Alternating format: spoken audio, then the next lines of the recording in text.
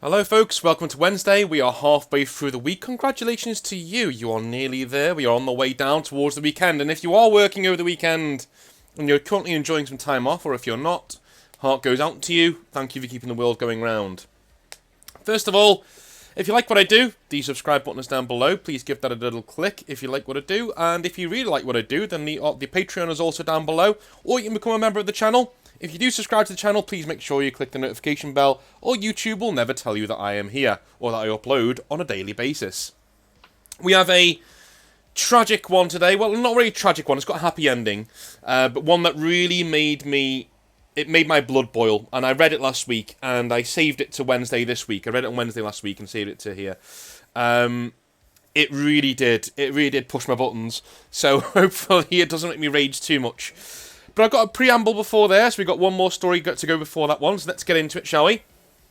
This is from Gravy Grave, and he says, "Hi North, Gravy Grave again with another very short story. This happened to me, unfortunately, but here we go. My friend moved back to his home country after a work stint in mine, and asked if I could sell his miniatures he no longer needed. He also worked at Games Workshop at one point, and had quite a lot of models. They were really well painted, so I thought it was a no-brainer to get rid of them. Well, not so lucky. Yeah, this is the thing, right? There's a thing in the UK about... It's a saying that says tyre kickers. Have you ever heard that saying? When you're trying to sell a car, you'll have time wasters come round to your house and knock on the door saying, "Oh, you're selling your car, yeah." And they'll walk around your car going, "Yeah, not sure." And they'll like kick the tyres and stuff and then just leave without actually doing anything, you know? Just time wasters. I can only imagine that if you're trying to sell something in the hobby, sometimes you really do come across people who are just there to look at models, you know, to have a little talk about models, to go on about things, and never actually buy what you need to sell. Which is rubbish, really, when you think about it. If you've got any stories like that, then let me know, because I'd like to read some of those. Gravy Grave continues, "Players can be stingy, and some proper tools. Yes, they can. When it comes to haggling the price down on models. And the model in this story is the Great Unclean one. The Great Unclean one is in my bag.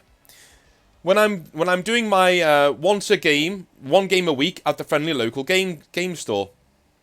And I have all of my army in a case in another bag. So I'm looking like a proper gypsy already." "This guy wasn't interested in it, and another guy sees it. Thinks it looks great, and he could need one. I tell him the price, and he says it's fair, but his dole money doesn't come in until next week." Okay, that's the first warning sign right there. When somebody says, "Oh, my dole money doesn't come in until next week." So if you're not aware what the dole is, and you're not living in the UK, the dole is government subsidied money. You get it if you're unemployed and not working. I don't think you get it if you can't work. I think that's something else entirely. You only get it if you're just out of work and you're fully capable of working, as far as I'm aware. So it's got a bit of a reputation behind it. It's got a bit of a bad reputation of, like, you know, people living on the dole sort of a thing. You know, but it's only like £300, £400 a month if you're lucky. It's not nothing. You know, you can't really live on it unless you're claiming it and doing other work on the side. You naughty people. But yeah, so if somebody said to me, "Look, I'm going to wait for my dole money to come in, then I'll sell you this," I would probably then feel really bad, one, about selling it to him at that price, because if he's got his dole money, he needs to use that to eat. That's what it's for. It's to live on. It's not to spend money on models. If you're spending your dole on frivolous things, it's probably not the best life that you're leading, and I'm only enabling that if I sell you these models, you know what I mean? That's probably my first warning sign here. But you never know, like, the guy could literally be living his best life and just be like, he's on the dole for a bit and he's going to go back to work and he just wants to buy a model. You never know. You know, it could be that way as well. Or he wants to go out for a pint or something. I was on the dole once, like years and years and years ago, for about 4 or 5 months. And yeah, I went out for a drink, I went out and did things. I didn't, like, not do anything, because, you know, what are you going to do, sit in your house all day? So yeah, I suppose so, but I would definitely feel a bit weird about somebody on the dole wanting to buy models off me. Gravy Grave says, "I'm thinking I'm not going to let this deal go by and carry this model again back home. He's a regular at the store. I've seen him almost every week. So I'm like, look, just take it home and bring me the money next week." And he agrees. Okay, mistake number 2. Mistake number 2, my friend. Time out. Time out. Time out. Don't give somebody a model and then tell... Don't... Dude. No. No. Silly. If this gets nicked now, you've got no one to blame but yourself. Alright? Next week arrives. No dude in sight. Surprise, surprise. Then the next and the next. The 4th week, I saw one of his running buddies and asked around about him. He whispers, "Don't tell anyone," but he kind of kicked off at a tournament and got permanently banned from the shop. Brilliant. Yeah, great. So then a couple of months later, the pandemic arrived, and it has now been over 3 years. Thankfully, my friend hasn't asked about that model, because I have to cough up some beer money if he decides to visit my country ever again. Gravy grave. Right, so, yeah, anyone listening to this can see there's several mistakes made in this, you know. Number 1, don't sell models that are quite expensive to a guy who's getting dull money. Great and clean ones are not cheap, even if you're selling it at a discount. Number 2, do not then give said great and clean one model to somebody who's on the dole, because, again, there is a stigma, and sometimes that stigma is there for a reason. I have all the sympathy in the world for people who are down on their luck, because I've been there, right? I've been there. You need a helping hand, you need someone to come along, fair enough. But it would ring all of my alarm bells if somebody's using their dole money to buy something so expensive. It really would. Anyway, moving on. Moving on. Kyle Nimrod, and here's the main event, people. Buckle in for this one. Kyle Nimrod says, "Howdy North. Kyle here, and I wanted to share with you something that actually crushed my spirit a little while ago when I was in my early 20s at my local games workshop. I live in the US, and me and my friend, Jace, treated the local games workshop as kind of our mecca. Like, we'd go in there every Thursday whilst we were at college. The hobby really got us through that time as the stress of studying piled up. And eventually, we both met our eventual wives through the hobby too. So things were great. As things went on, however, we got a new manager in the store who kind of started to turn things a little sour for us. You see, Jace was dating, and would eventually marry, the manager's ex-girlfriend, who had apparently dumped the manager a year before. Now, Jace's girl, Erica, would always talk about her last ex, who she never really abbreviated on or said who it was. Is the kind, and he says in brackets, she spoke about her ex if she was asked, and then in brackets he says, it's the kind of thing you do at the start of a relationship, I suppose. Yeah, so at the start of a relationship, you ask about what's going on with people's exes just to get a sense of what they're like in a relationship, right? You always got to bear in mind, they're probably not going to tell you the truth, but, you know. Or, like, if they do, it's going to be, like, coloured in a certain way. Because if they really like you, they're not going to tell you they're a psycho, are they? And she would say that he was pretty controlling and a compulsive liar. Alright? Now, he says, I like to think there are two sides to every story, good lad. And so even if this was, if this was the manager at the local store, we kept that out of there and never brought Jace's girl to the store. Good lads, you know what? That's good. That's exactly how you should act in this situation. If she's got somewhere else to go and do the hobby, because she's a hobbyist as well, let her stay over there, keep them away from each other, and don't bring it into this guy's place of work.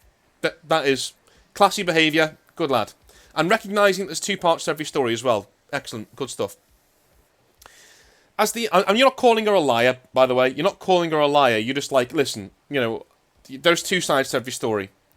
You may not be lying, but you may be like, you know, embellishing a little bit here, leaving a little bit out there.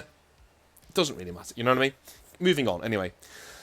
He says, as the years passed by, it became apparent that the manager, let's call him Dave, didn't really take to Jace at all. Jace was liked by everybody at the store, but Dave, it seemed. But he took Dave's acting out with good grace. Dave would go out of his way to critique Jace's models, his playing style, and even stripped him of the second place prize in our store tournament in 2016 because Jace fielded an illegal unit, quote unquote.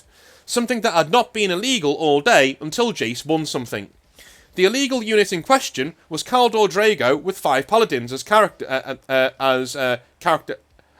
protectors as a bodyguard. Okay, as characters were not permitted to join squads in the store tournaments. This didn't affect any of Jace's results in any way, and this was not a rule known to anybody, but Jace rolled with it. He had the patience of a saint, but whenever I brought it up, he would simply shrug and say something along the lines of, dude, if I'd have lost Erica like he did, I'd be pretty mad at whoever she was with too. He was just that kind of guy. Okay, this sounds like a stand-up guy. Yeah, I'm remembering this now. This sounds like a really stand-up guy. Tea time, one sec. Yeah. This guy sounds like a really stand-up dude. So, you know, to recognise that your woman has that kind of worth, and to go in and treat somebody else's acting out as, it's alright man, don't worry about it, it's okay, cool. Not only are you being the bigger man here and you're doing that, but you're also taking away the vast majority of his power. Like, he literally has no recourse now because you've not reacted to it. You're like, okay, fine, that's all cool. That's all cool, man. Like, you know, if I'd have lost Erica, I'd be angry too. So, you know, it's fine. You know, if he is that kind of a petty dude, this Dave, that's just going to wind him up so much more. So, you know, win-win, I suppose. The rest of his behaviour, like critiquing people's models when they haven't asked for it, this is something in the Horus Heresy that I see in a lot of Horus Heresy videos. A lot of Horus Heresy guys will give tough love because they really value their own hobby and their own little section of the hobby. There's one thing that I don't agree with, though, is if I haven't asked you for critiquing my models, if I haven't asked you to give your opinion on my models, then don't give it. Don't give it. Because for all you know, I could have Parkinson's, I could have, extremely bad, like, not allergies, what's the word I'm looking for? Anxiety, with like, small motor control, things like that. You don't know who I am. So keep your mouth shut, right? It doesn't matter how my models look. As long as I put effort into them, and I've built them, and I've painted them, so what, right? Even if my paint isn't thinned, so what? Just play the game. Don't, you know... Again, yes, we need to hold people to a certain standard, but only if we're aware that they're being lazy, you know? Take a look at this guy's army. Get to know him. Get to know what his deal is, you know? And then, if my models look shit... and your models look good, and your models similar to mine, I will ask you how you did it. Literally, I will ask you how you did it. And then feel free to give me all the advice in the world, because I've asked for some advice. But if I'm just standing there, and I've got poor motor control, or I'm just not a very artistic person, but I tried anyway, don't critique my models. It's not your place. Right? Stay in your lane. Stay in your fucking lane. It's not your place. Again, yes, we do need to hold the hobby to a certain amount of standards, but we need to be careful that we're not being absolute douchebags with the way that we're enforcing these standards, because people can't be trusted, guys. I'm sorry, they can't. Especially hobbyists. Some hobbyists are absolute douchebags who will take that opportunity, you give them a little inch and say, okay, yeah, you can critique models in a little way. You'll give them a little inch, and they'll just start critiquing everybody's models, saying they're all shit. You know, and they'll start really running down other people's models. Probably because they got their models done by a studio somewhere that they paid to do them, right? Bollocks. Don't critique my models unless I asked you to. Unless you really know me. If you know me, if we've played a few games, and we know each other, and you know that I'm maybe just a little bit lazy, and I've got fine motor control, I'm just not very good artistically, no problem. Give me a little bit of advice if you know me. But don't give people advice on their models when you've just met them. Not a good look, man. Not a good look. So, the other thing about the play style, yeah, that's another thing. Play style, go fuck yourself. Like, if you're the kind of guy who does that, no, man. Like, if you're not involved in the game, keep your mouth shut. Keep your mouth shut. That person might just be there wanting to have a good time. The game is completely subjective. How do you know that he's not playing the game in exactly the way that he wants to play them? For instance, the Astral Blades that I play, I don't play them to actually table people. I play them to capture or kill the warlords. I will ask the other person, where's the warlord? Okay, all of my forces are going to concentrate on killing him, because that's what the Astral Blades do. They're basically duelist assassins. That's what we do. We go after them and we try and kill them or capture them. We ignore everything else. Objectives, whatever. We don't really care. You know, you don't send the Astral Blades to do that. You send them in to kill people. And I lose games all the time doing that. It's just what I like to do. But if somebody could see what I'm doing and say, you're not playing the game in the right way. No, fuck you, I am. I'm playing the game in exactly the way that I want to play it. So don't critique my playing style.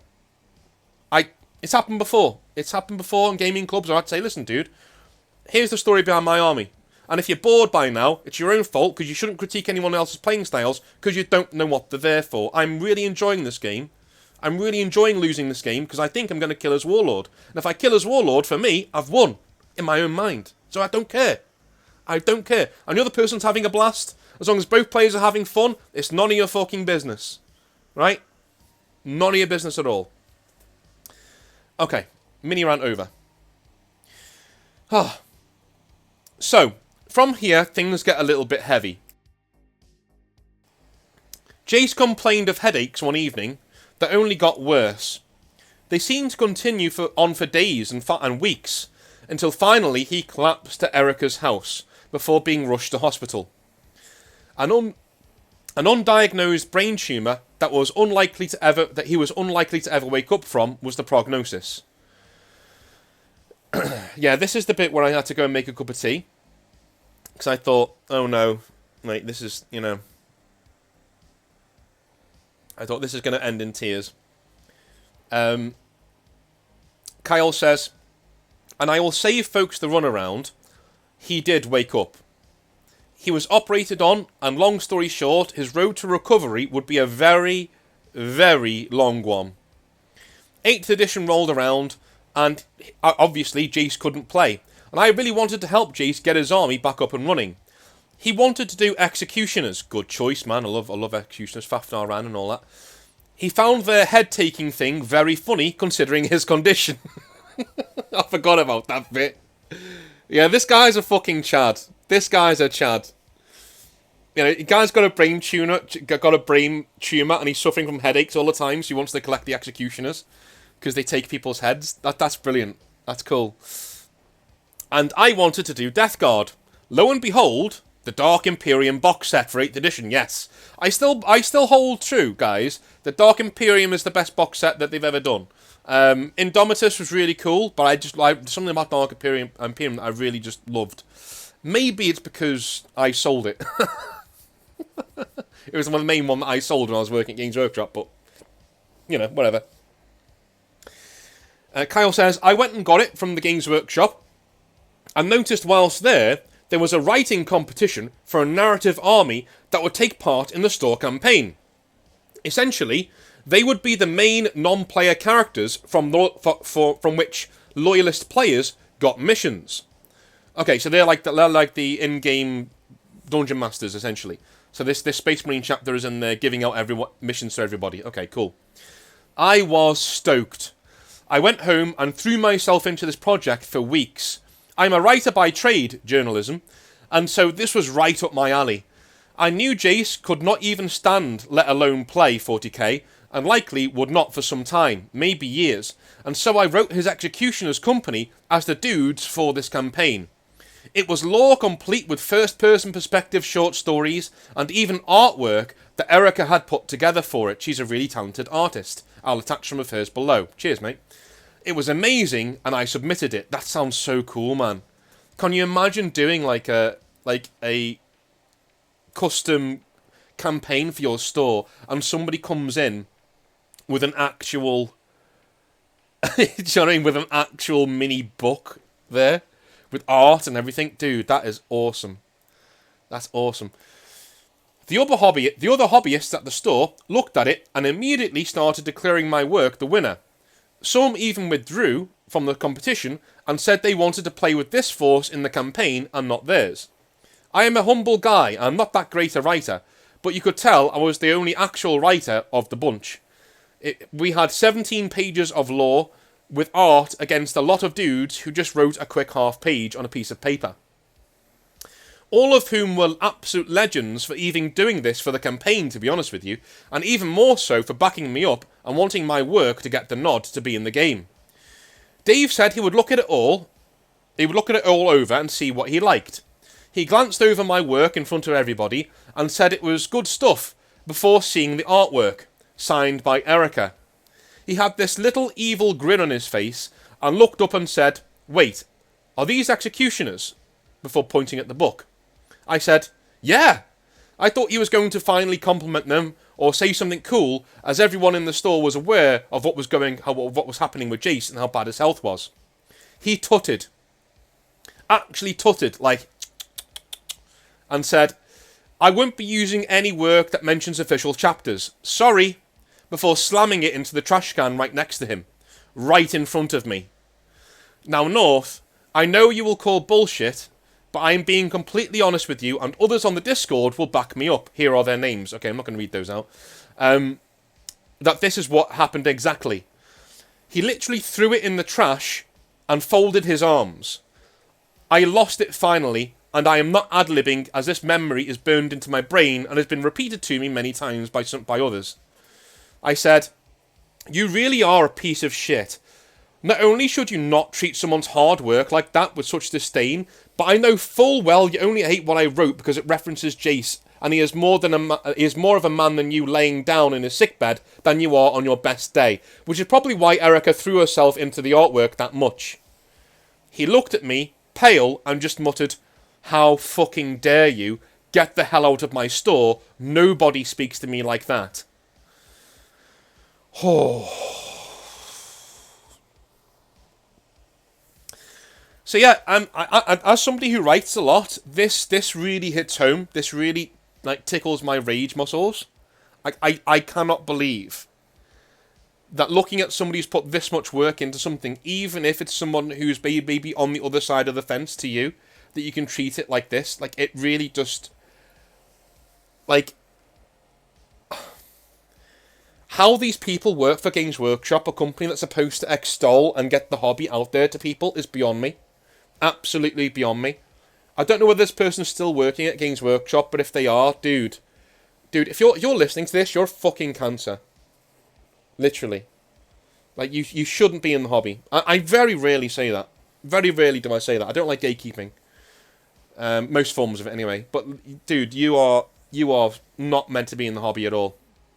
Yeah, take your bags and get in the fucking sea. Go and play another game. Go and play Magic the Gathering or something. We don't want you here. We don't want you here. Like, I'm just rubber stamping that right now.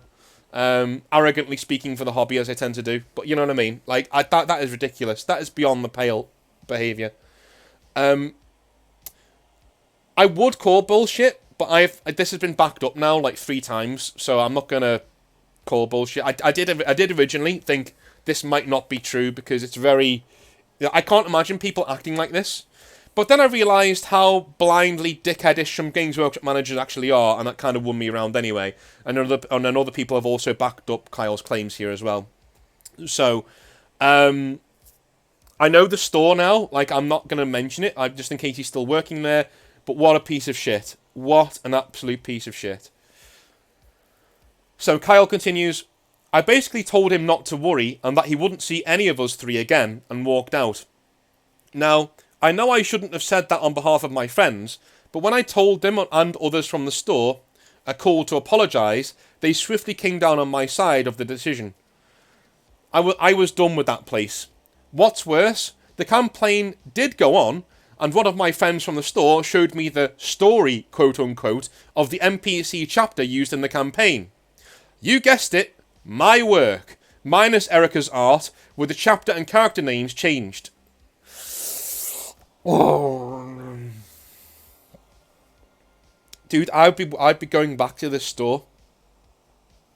Because there's nothing you can do. It's in the public domain. If you've just written it and not copyrighted it or not done it under fair use, if there's no dating on your work to say when it was written and who it was written by, there's really not much you can do. Maybe at a push, you could go and get the transcripts from your computer and say, look, I wrote it on this date, and this guy was using it in the campaign from this date, if you wanted to sue him. But nobody would pick that up, dude. You haven't got a leg to stand on. He's literally stolen it, and he's going to get away with it scot-free. This is what I mean for amateur writers. Make sure you date your work. Make sure you copyright it wherever you can. Make sure you spend that little bit of money, if you really believe in a piece of work, to get it copyrighted and yours, so nobody can steal it. Or at least protect it in some way. Make it a non-editable PDF to at least give you some time. So if you give it to somebody, you can date it when you gave it to them, and you've got the sent email transcript there, so they can go to somebody and say, look, they published this without my knowledge, and here's when I sent it to them. Cheeky bastards! I'm suing them. So far, you've not got a leg to stand on, Kyle, and that really annoys the shit out of me. He's just stolen your work, and he's going to get away with it. Kyle says, I was furious. Jace, however, just shrugged, and the work was his, so I don't really care. I mentioned we'd already found a new place to play that Erica could actually go to, which was true. Turns out the Chads at the Games Workshop store kept calling the store chapter Executioners just to annoy Dave. Excellent.